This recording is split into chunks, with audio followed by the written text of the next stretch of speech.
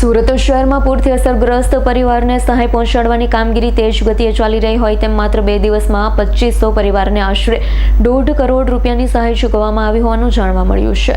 સુરત શહેરમાં તાજેતરના પૂર બાદ થયેલા નુકસાનને ધ્યાનમાં રાખી જિલ્લા વહીવટીતંત્ર દ્વારા તાત્કાલિક સર્વે અને સહાય વિતરણની કામગીરી હાથ ધરવામાં આવી હતી। છેલ્લા 2 દિવસમાં 2500 પરિવારોને અંદાજે 1.5 કરોડ રૂપિયાની કેશ ડોલ અને ઘરવખરી સહાય ચૂકવવામાં આવી હોવાનું જણાવ્યું છે।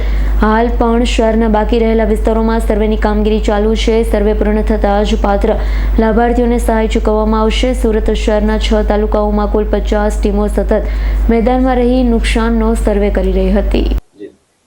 નમસ્કાર। સુરતમાં જે 6 તારીખ અને 7 તારીખ જે ભારે વરસાદ વરસ્યો અને પછી જે પરિસ્થિતિ ઉદ્ભવી જેમાં ઘણા બધા વિસ્તાર પાણીમાં ગરકાવ થઈ ગયા હતા। ખાસ કરીને જે રેસિડેન્શિયલ એરિયા એટલે કે રહેણાંકના મકાનો કે જ્યાં પાણી ભરાઈ ગયા હતા ત્યાં આજથી ગઈકાલથી કેશ ડોલનું વિતરણ શરૂ કરવામાં આવ્યું છે અને કેશ ડોલની સાથે સાથે જ્યાં આ રીતે પાણી ભરાઈ ગયા તેને ઘરવખરીનું નુકસાન થયું છે ત્યાં ઘરવખરીની પણ સહાય આપણે શરૂ કરી દીધી છે।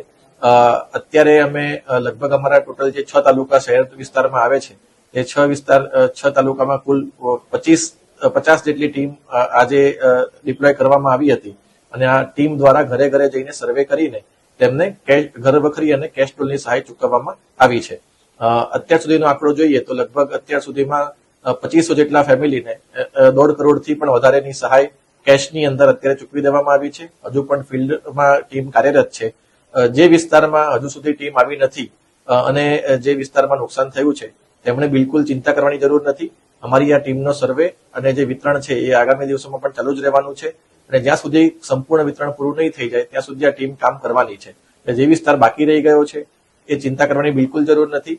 આજે ફક્ત પહેલો દિવસ હતો અને શરૂઆત કરવામાં આવી છે અને હજુ પણ આ કાર્યવાહી અમારી ચાલુ રહેવાની છે। એટલે ફરીથી હું તમામને વિનંતી કરું છું કે અમારી ટીમનું કામ શરૂ થઈ ગયું છે અને ધીરે ધીરે તમામ વિસ્તારો જ્યાં આ પ્રકારનું નુકસાન થયું હતું તેને અમે આવરી લેવાના છીએ। Thank you.